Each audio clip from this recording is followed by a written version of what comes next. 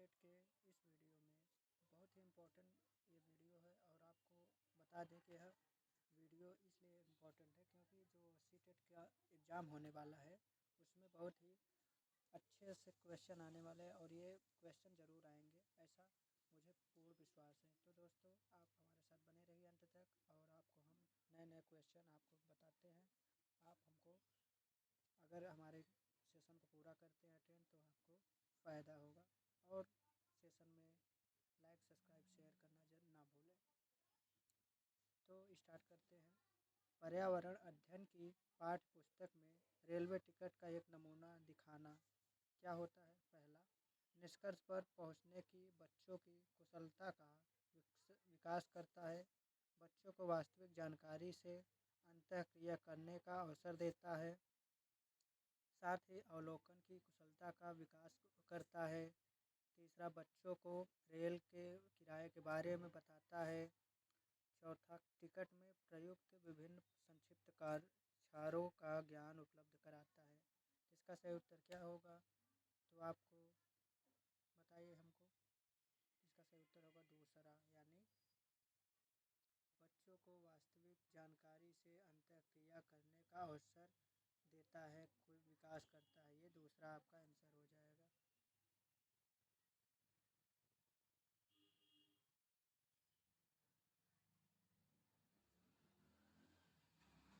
निम्नलिखित कथनों में से कौन सा प्राथमिक स्तर पर पर्यावरण अध्ययन पढ़ाने का उद्देश्य नहीं है।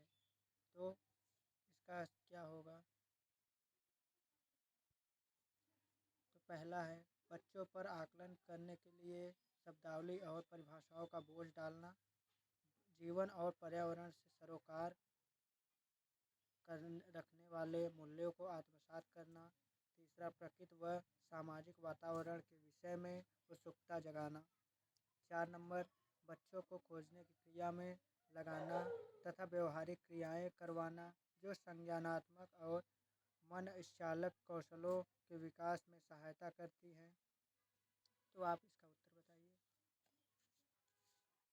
तो इसका उत्तर होगा पहला, यानी फर्स्ट नंबर होगा आपका उत्तर। बच्चों पर आकलन के लिए शब्दावली और परिभाषाओं का बोझ डालना होता है।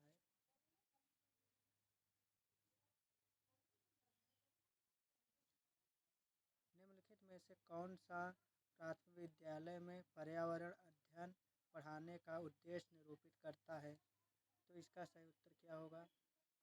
पहला, कि आपने ज्ञान का विस्तार करने के लिए बच्चों सूचना देना कि उन्हें कौन सी पुस्तकें पढ़नी चाहिए, या विद्यालय में बच्चों के अनुभवों को बाहरी दुनिया से जोड़ना।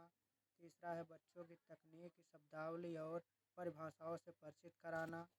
चौथा है, पर्यावरण अध्ययन से संबंधित तकनीकी शब्दों का आकलन करना।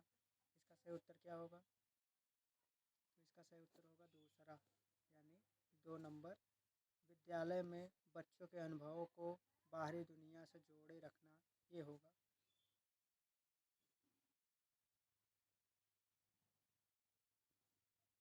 पर्यावरण अध्ययन की पाठ्य पुस्तक में पहेलियाँ शामिल करने का निम्नलिखित में से कौन सा उद्देश्य नहीं है।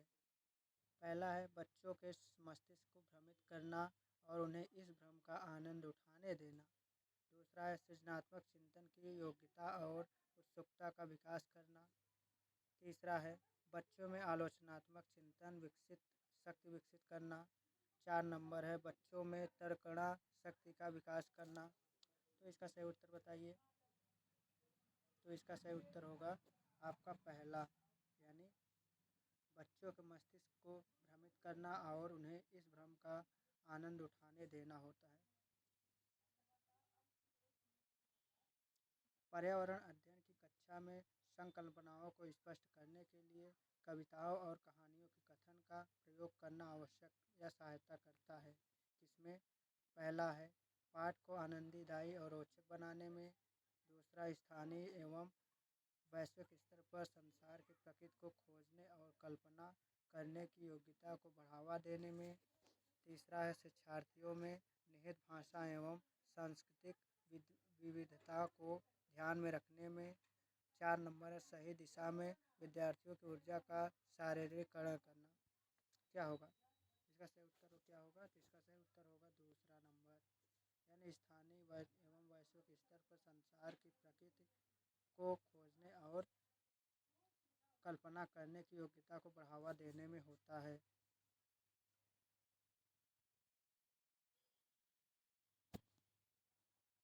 पर्यावरण अध्ययन की एक अच्छी पाठचर्या को बच्चे के प्रति सही, जीवन के प्रति सही और विषय के प्रति सही होना चाहिए। पाठचर्या की निम्नलिखित विशेषताओं में से कौन से उपरोक्त आवश्यकता को पूरा नहीं करता?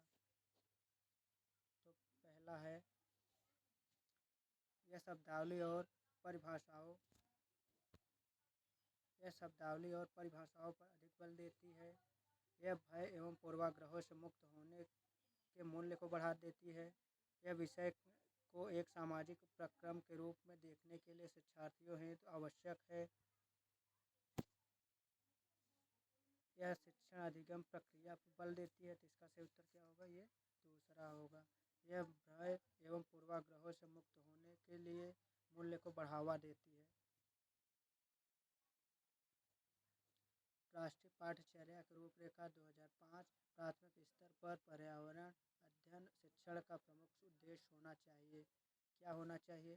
स्वतंत्र रूप से प्रयोग करने की कुशलता अर्जित करना, विषय की आधारभूत संरचनाओं या संकल्पनाओं की आधारभूत समझ का विकास करना, या विषय के आधारभूत सिद्धांतों को स्मरण करना, या कक्षीय अधिगम को विद्यालय के बाहर भी जीवन से जोड़ना। क्या होगा इसका? तो इसका सही उत्तर होगा कक्षीय अधिगम को विद्यालय के बाहर के जीवन से जोड़ना।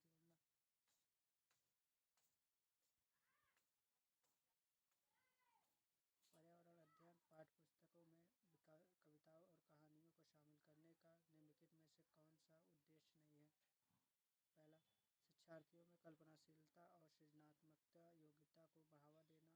दूसरा, विषय में रुचि का विकास करना। तीसरा, नित्य और एकरस विषय वस्तु में बदलाव करना। चौथा, शिक्षार्थियों को आनंद और मजा उपलब्ध कराना।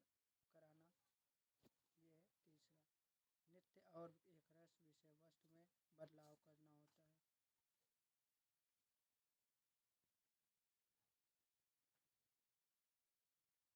निम्नलिखित में से कौन सा प्राथमिक स्तर पर पर्यावरण अध्ययन की पाठचर्या आवश्यकता के अनुरूप नहीं है?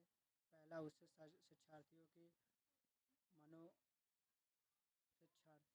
मानसिक स्तर के अनुकूल होना चाहिए। दूसरा, उसे काम की दुनिया में प्रवेश के लिए शिक्षार्थियों को ज्ञान एवं कौशल से लैस करना चाहिए। या तीसरा, उसे शिक्षार्थियों में पर्यावरण के सरोकार को उत्पन्न करना चाहिए। 4 नंबर, उसे शिक्षार्थियों को उन पद्धतियों और प्रक्रियाओं को अर्जित करने में शामिल रखना चाहिए जो नए ज्ञान को उत्पन्न करने में आगे ले जाए। तो इसका सही उत्तर क्या होगा? इसका सही उत्तर होगा दूसरा, उसे काम की दुनिया में प्रवेश के लिए शिक्षार्थियों को ज्ञान एवं कौशल से लैस करना चाहिए। NCERT की पाठ्यपुस्तकों में पर्यावरण अध्ययन को उच्च प्राथमिकता और स्थान दिया गया। इसका क्या कारण है? पहला, अधिक संख्या में अभ्यास प्रश्नों को शामिल करने के लिए। दूसरा, विषय की आधारभूत संकल्पनाओं की व्याख्या करने के लिए। तीसरा, चिंतन और विस्मय के लिए शिक्षार्थियों को अवसर उपलब्ध कराने के लिए। 4 नंबर, तकनीक की शब्दावली की सटीक परिभाषाएं उपलब्ध कराने के लिए। तो इसका सही क्या होगा? इसका होगा 3 नंबर होगा सही आपका, यानी चिंतन और विस्मय के लिए शिक्षार्थियों को अवसर उपलब्ध कराने के लिए होता है।